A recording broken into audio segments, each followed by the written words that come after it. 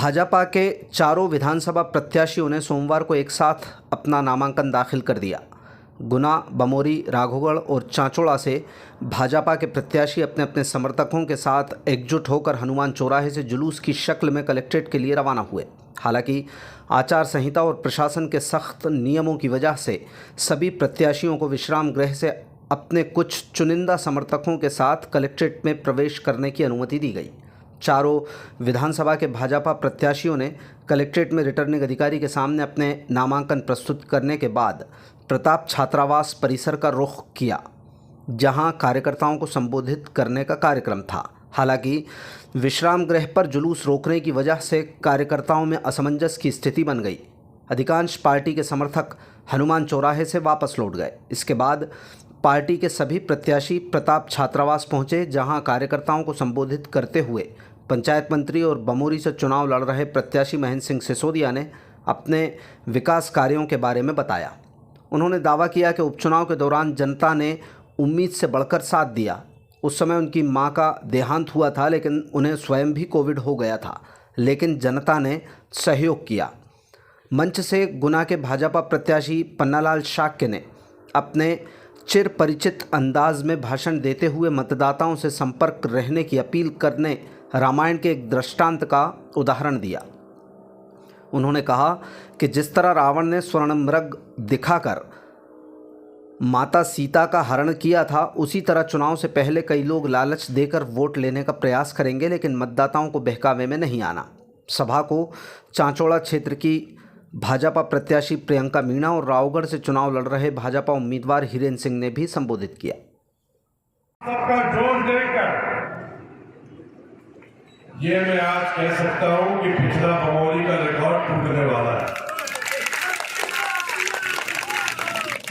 क्योंकि पिछले चुनाव में जब बमोरी विधानसभा की थी उस समय आचार संहिता नहीं लगी थी, और इसलिए जी भर के लोगों ने अपने संसाधनों का प्रयोग किया था और मैं भी अस्पताल में भर्ती था।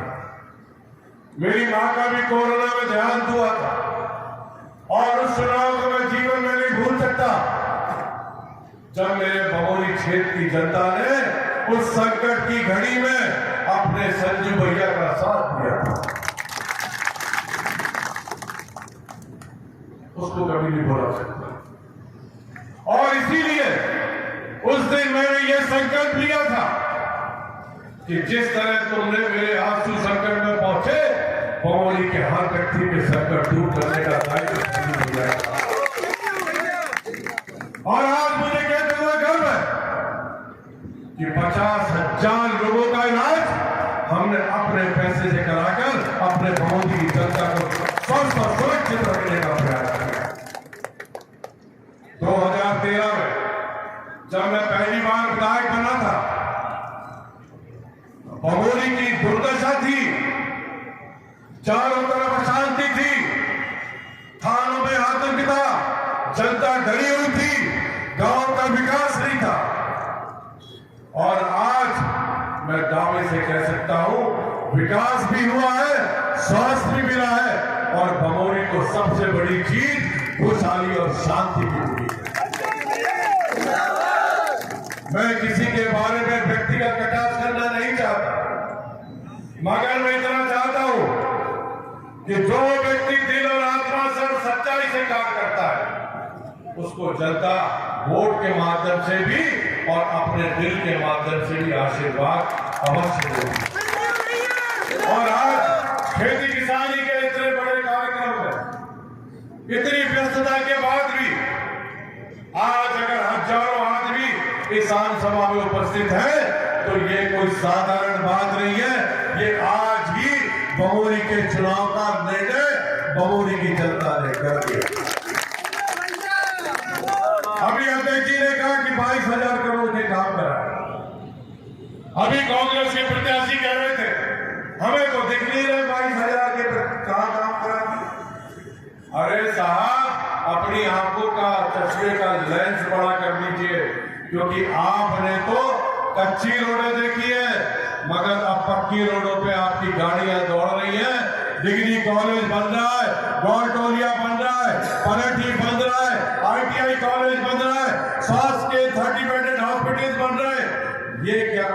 दिखाई नहीं देता। इसलिए दिखाई नहीं देता कि आपके विचार में विकास कभी रहा ही नहीं है। आपके विचार में तो एक चीज रही, खाओ लूटो, दलालों को पैदा करो। मगर ये भारतीय जनता पार्टी मुख्यमंत्री शिवराज सिंह की सरकार है, यह लूटपाट नहीं होने दी जाएगी मेरे साथ।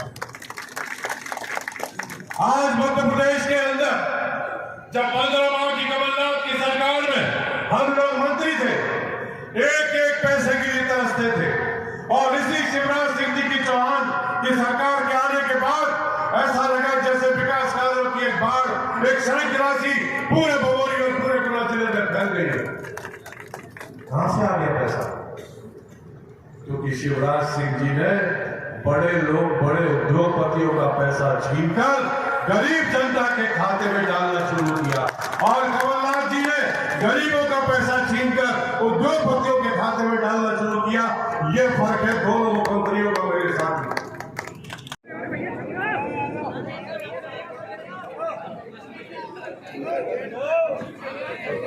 एक घटना सुना देता हूँ, अभी पहले सुनाई कि मैंने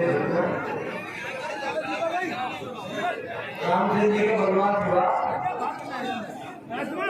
रामचंद्र जी के जब वनवास हुआ तो माता सीता ने भी कही कि ये सोने का मतलब है ना, ये सोने का मतलब है, इसको जाओ मार के, तो मैं आपके लिए आसन बना दूंगी और मेरे लिए भी कुछ अनुवस्त्र बना देंगे।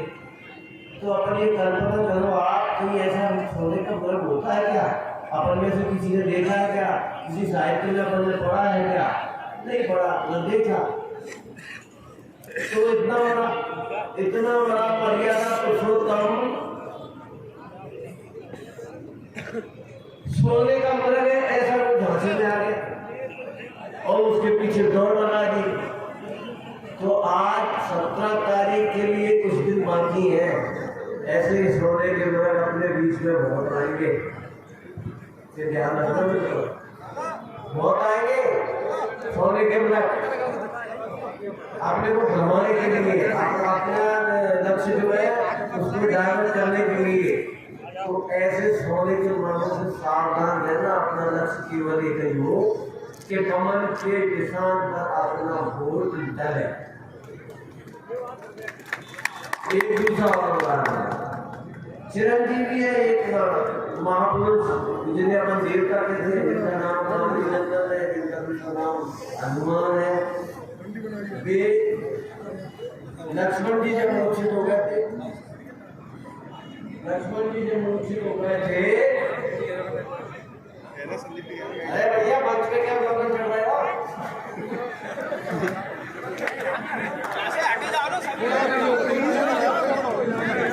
मारुति नंदन जब लक्ष्मण जी के प्राण बचाने के लिए संजीवनी बूटी लेके जा रहे थे, एक वंश के जीवन और मरण का सवाल था। जब जीवन और मरण का सवाल था तो एक महापुरुष जब वो अमृत के समान संजीवनी देने जा रहा था तो उसको भी भ्रमित कर दिया कालनेमी ने। जब उसको भ्रमित कर दिया तो वो तुम्हारी आदत खराब है, तुम तो बड़े नहीं पहले, जब हम बात करें।